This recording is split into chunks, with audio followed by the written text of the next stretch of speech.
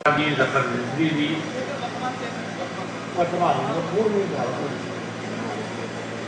Zone मैंने कहा और यहां उपस्थित भाइयों और बहनों, आज दिल्ली में विभिन्न स्थानों पर भारतीय जनता पार्टी ने काला दिवस मनाया है। ये काला दिवस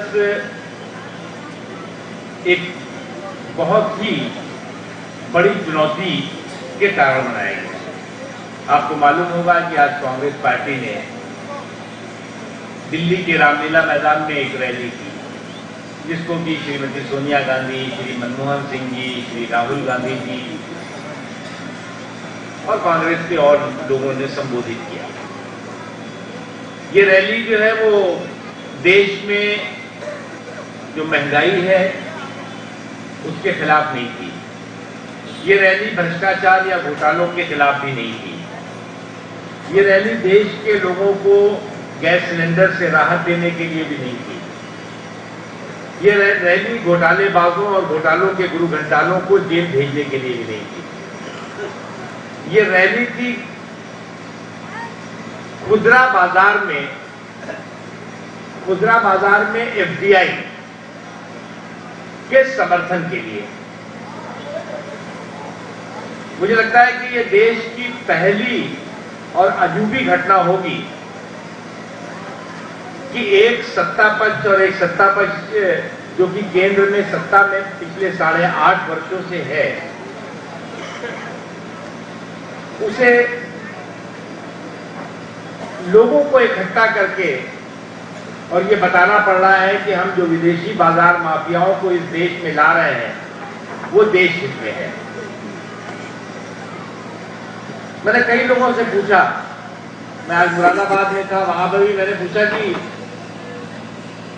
क्यों लाना पड़ा इनको, तो समझ में नहीं आया। तो आपको अच्छी तरह मालूम है कि कुछ महीनों पहले सोनिया गांधी जी और मनमोहन सिंह जी ने एक निर्णय किया, और वो निर्णय किया कि विदेशी बाजार माफियाओं के हवाले देश के बाजार को करना है। निर्णय तो हो गया, और जैसे ही ये निर्णय हुआ तो जनता का आक्रोश सड़कों पे दिखाई पड़ने लगा। संसद में इसका विरोध हो चुका था, सड़क पर भी इसका विरोध हो चुका था, लेकिन इस निर्णय के बाद भारतीय जनता पार्टी ही नहीं बल्कि उनके भी सहयोगी जो थे, चाहे वो ममता बनर्जी हो चाहे अन्य लोग हो, उन लोगों ने विरोध करना शुरू किया और कहा हम इसको स्वीकार नहीं करते। तो जिन विदेशी आकाओं को खुश करने के लिए, जिन विदेशी बाजार माफियाओं को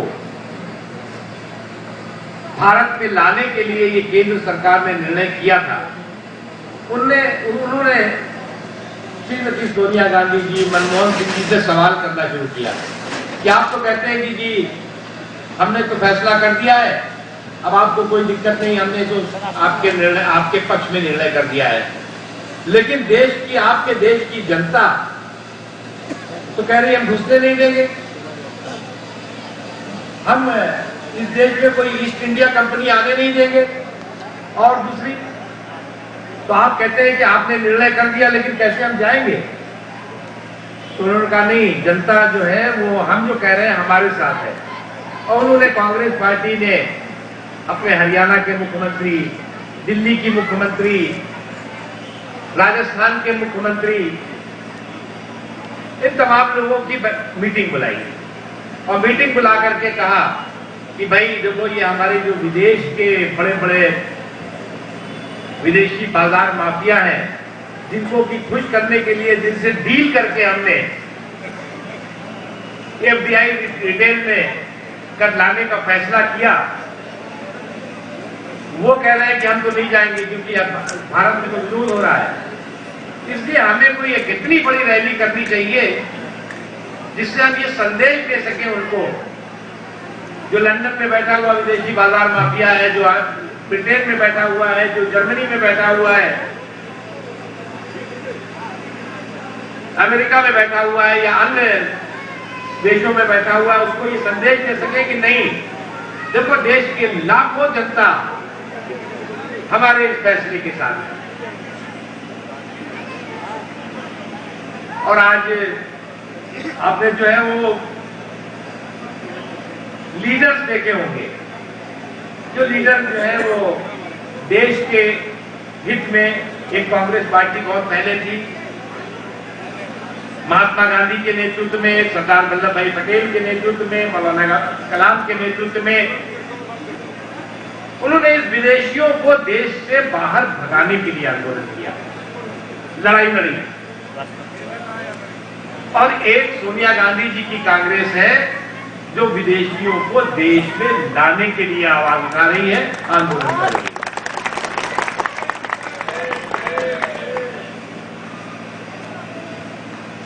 लीडर इसलिए लीडर नहीं है, ये रीडर है, रीडर। आपने देखा होगा सोनिया गांधी पूरा लिख के पढ़ती हैं, जो लिखा रहता है वो उसी को पढ़ेंगी, और क्या पढ़ती है और क्या देखनी है वो आप जानते हो। राहुल गांधी जी बेचारे, उनको भी जो है वो लिख के जो दे दिया जाता है, बता दिया जाता है, वही पढ़ डालती है। आज जो उन्होंने कहा, मैं भी आने से पहले देख रहा था कि उन्होंने 2-3 चीजें कही। उन्होंने कहा कि साहब दामन हमारा साफ है, दिल हमारा बहुत साफ है और नीयत भी हमारी साफ है।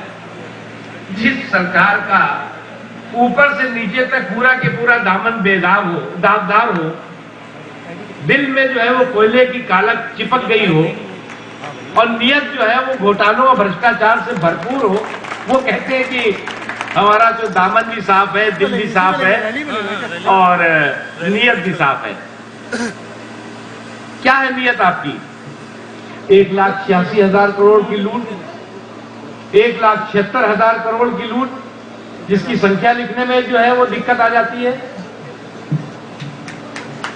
करोड़ों करोड़ जनधन की खुली लूट, और आज तक एक भी जनधन के आपके पैसे के लुटेरे को पकड़ा नहीं गया। पकड़े भी गए तो कुछ दिन जेल में आराम करके बाहर आ जाते हैं और कहते हैं जी हमारा दिल साफ है, दामन साफ है और नियत बिल्कुल बहुत क्लियर है। आपकी नियत तो यह है कि आप विदेशी बाजार माफियाओं को इस देश में ला रहे हैं, और उनके लिए आप लाखों लोगों को इकट्ठा करके उन विदेशी बाजार माफियाओं को बताना चाहते हैं कि ये विदेशी बाजार माफिया देश के हित में काम करने वाले हैं। ये नियत है आपकी।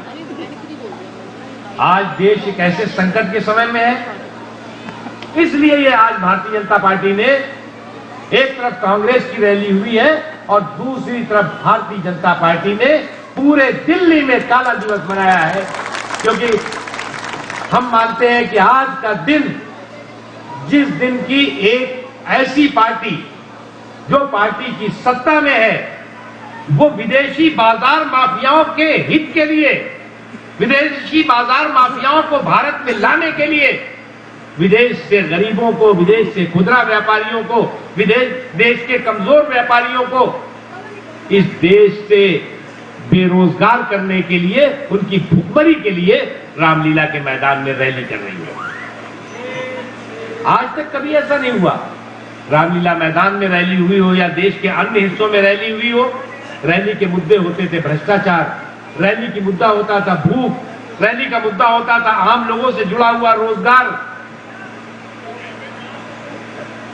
रोजगार छीनने के लिए रैली हो रही है, और वो भी कहा जा रहा है कि हम तो जो है वो, हमारी नियत बहुत साफ है, हम तो जो है वो बड़े साफ नियत से देश को बेरोजगार करने जा रहे हैं, हम बड़े साफ दिल से देश को लूटने जा रहे हैं।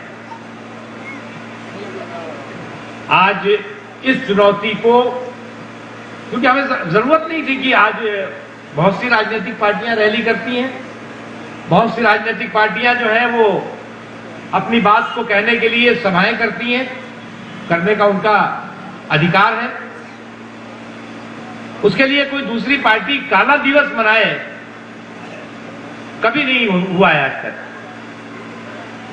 लेकिन इसलिए हुआ आज कि एक राजनीतिक पार्टी जो रैली कर रही है, वो रैली अपने विदेशी आकाओं को दिखाने के लिए कर रही है कि ये देश विदेशियों के साथ है, देश के साथ नहीं है।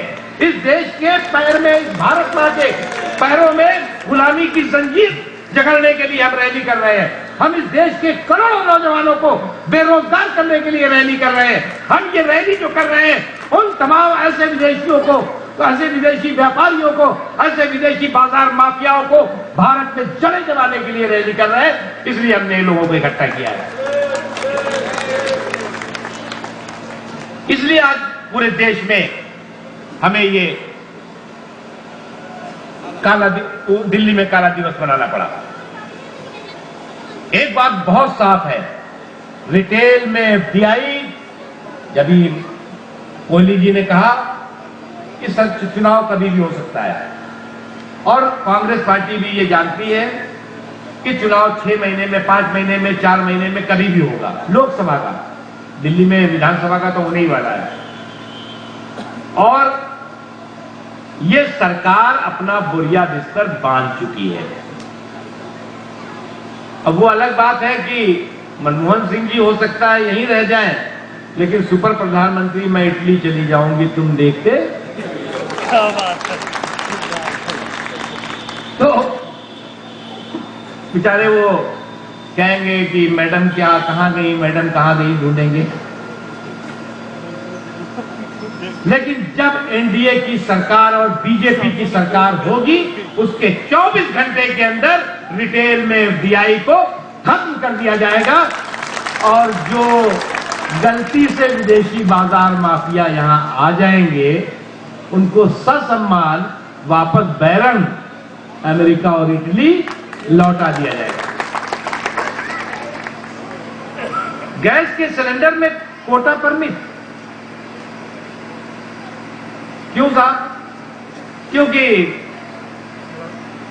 बहुत लोग जो है वो ज्यादा गैस का इस्तेमाल करते हैं, इसलिए हम 3 देंगे, 4 देंगे, इससे ज्यादा नहीं देंगे, 5 देंगे। और कह दिया ठीक है 1-2 और दे देंगे, वो हम आपको दान दे देते हैं। शीला दीक्षित जी कहती है कि जी हमारी सरकार आपको पहले आपने छीन लिया। आपको एनडीए और बीजेपी का समय याद होगा, जब साइकिल पर गैस सिलेंडर को इधर उधर लाद करके या रिक्शा पे जो गैस एजेंसी के लोग थे वो घर घर घंटी बजा करके कहते थे सिलेंडर चाहिए क्या आपको। कभी लाइन नहीं लगानी पड़ती थी किसी गैस की दुकान पर। इन्होंने आकर के 2 दर्जन बार पिछले 6.5 सालों में 2 दर्जन बार तेल के दाम, एलपीजी के दाम बढ़ाए, 54 बार पेट्रोल के दाम बढ़ाए, 48 बार 48 बार डीजल के दाम बढ़ा दिए। और दाम ऐसे वैसे नहीं कि 1 रुपया, आधा रुपया, 50 पैसा ऐसा नहीं बढ़ाया इन्होंने, एकदम थोक के भाव में दाम भी बढ़ाया है। 7 रुपया, 8 रुपया, 12 रुपया, एलपीजी में तो 50-50 रुपया, 60-60 रुपया। ये क्यों बढ़ाया? क्या देश में जो सरकार चल रही है वो तेल माफियाओं और गैस माफियाओं के इशारे पर चल रही है? क्या उनके हितों को देखकर चल रही है? जब विदेशों में क्रूड ऑयल के दाम घट रहे हैं, विदेशों में जो है वो एकदम से जमीन पे जाता है क्रूड ऑयल, कच्चे तेलों का दाम, तो ये सरकार जो है यहां बढ़ा देती है और कहती है कि तेल कंपनियों के घाटे को पूरा करने के लिए हो रहा है। घाटा इस देश की जनता, गरीब जनता की वजह से नहीं हो रहा है, घाटा इस सरकार के घोटालों की वजह से हो रहा है। घोटाले अगर खत्म कर दो तो घाटा पूरा करने की जरूरत नहीं होगी। कोयले के कुएं से हर दिन करप्शन के कंकाल निकल रहे हैं, हर दिन एक निकलता है, दूसरा निकलता है, तीसरा निकलता है, और कहते हैं जी कुछ नहीं, इसमें कोई नुकसान हुआ ही नहीं है, किसी तरह का कोई नुकसान नहीं हुआ, कोई घपला नहीं हुआ, कहीं कोई घोटाला नहीं हुआ। आज ये तमाम चुनौतियां हैं और मैं मानता हूं कि ये सरकार एक खतरनाक माफिया की तरह काम कर रही है, माफिया स्टाइल का काम कर रही है, जैसे माफिया काम करते हैं कि देश को बर्बाद करो, देश की व्यवस्था को बर्बाद करो, लोकतंत्र पर हमला करो, विदेशी बाजार माफियाओं को और विदेशी माफियाओं से सांठगांठ कर लो। ये एक पूरा का पूरा षड्यंत्र चल रहा है। बाद में कहने लगेंगे जी हम तो धर्मनिरपेक्ष लोग हैं, इसलिए हमें अधिकार है घोटाला करने का। हम तो, हमारी सरकार तो जो है वो देश में सबसे अच्छी सरकार है, इसलिए सारे लोग इकट्ठा हो जाओ। आज जो इन पिछले 8 सालों में कितनी गरीबी बढ़ी, बेरोजगारी बढ़ी है। दुनिया में केवल 2 देश ऐसे रह गए हैं गरीबी में, जो कि गरीबी की पायदान में हमसे आगे है। एक अफ्रीका का कोई छोटा सा एक गांव देश है जहां पर भूखमरी रहती है, और एक जो है वो कोई जजीरा है। उसके बाद हम जो है वही 2 सीढ़ी छोड़ के एकदम ऊपर चढ़ गए हैं। और उनको लगता है कि साहब ये जो हमने आर्थिक उदारीकरण कर डाला, आर्थिक उदारीकरण का युग चल रहा है। जब मनमोहन सिंह जी, सोनिया गांधी जी आई तो उन्होंने कहा कि हम आर्थिक उदारीकरण के रास्ते पे जाएंगे। अब ये आर्थिक उदारीकरण है क्या? ये आर्थिक उदारीकरण नहीं, आर्थिक उदारीकरण हो गया है। देश कर्जे में डूब चुका है, क्योंकि जो देश की जनता का पैसा है वो घोटालों में जा रहा है। तो देश के सामान्य कामों के लिए भी विदेशों से कर्ज लिया जा रहा है। छोटे छोटे कामों के लिए विदेशों से कर्ज लिया जा रहा है। आज इस तरह का एक आर्थिक आतंकवाद, आर्थिक संकट भी है, राजनीतिक संकट भी है। और इस राजनीतिक संकट और आर्थिक संकट में भाषण से भ्रष्टाचार के जो दाग हैं वो नहीं धुलने वाले। आज सोनिया गांधी जी, मनमोहन सिंह जी या राहुल गांधी ने भाषण देकर भ्रष्टाचार से अपने दाग को धोने की कोशिश की है, भाषण से। और वो भी जो है वो आपके विदेशी बाजार माफियाओं को कंधे में बैठाल के घुमाने से कहीं कोई आपको मदद नहीं मिलने वाली। मैं तो भाइयों और बहनों इतना ही कहूंगा कि इस संकट में भारतीय जनता पार्टी का करोड़ों करोड़ कार्यकर्ता, देश के हर कोने में फैला हुआ कार्यकर्ता पूरे मजबूत राष्ट्रवादी संकल्प के साथ सड़कों पर है, उतरा हुआ है। गांव गली चौराहों पे, खेत खलिहानों तक, गली मोहल्लों तक हम भ्रष्टाचार के इस भानुमती के कुंडे को खत्म करेंगे। हम घोटालों के गुरु घंटालों को जेल भेजेंगे। और जैसा हमने कहा कि विदेशी जो बाजार में, खुदरा बाजार में विदेशी एफडीआई है, उसका खात्मा होगा। हर हाथ को काम, हर खेत को पानी हमारा संकल्प है। और हमारी जहां जहां राज्य सरकारें हैं हमने वो करके दिखाया है। हम इस वजह से आज पूरे दिल्ली में काला दिवस मना रहे हैं। गांव गांव, गली गली में, मोहल्ले मोहल्ले में हम ये बताना चाहते हैं कि आज कांग्रेस पार्टी ने कितना महान काम किया है, कितना बड़ा पराक्रम किया है। इन महान पराक्रमियों और क्रांतिकारियों के बारे में बताना चाहते हैं जो विदेशियों को देश में लाने के लिए रामलीला मैदान में ऐतिहासिक रैली कर रहे हैं। इसलिए मैं केवल एक बात कह करके आपसे अपनी बात खत्म करूंगा, बल्कि एक कविता के साथ कि दे रहा है आदमी का दर्द जब आवाज दर-दर, दे रहा है आदमी का दर्द जब आवाज दर-दर, तुम रहे चुप तो कहो सारा जमाना क्या कहेगा। जब बहारों को खड़ा नीलाम पतझड़ कर रहा, तुम रहे खामोश तो ये आशियाना क्या कहेगा, आशियाना क्या कहेगा। जय हिंद, भारत माता की जय। धन्यवाद आदरणीय नकवी जी। मैं आपको